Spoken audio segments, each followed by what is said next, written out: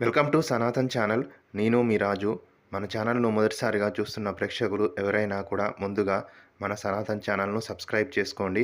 అలాగే పక్కనే ఉన్న బెల్ సింబల్ను యాక్టివేట్ చేసుకోండి. పక్కనే ఉన్న గంట సింబల్ను గట్టిగా కొట్టడం ద్వారా నేను చేస్తున్న లేటెస్ట్ వీడియోలు మీకు అప్డేట్ నోటిఫికేషన్ లాగా వస్తూ ఉంటాయి.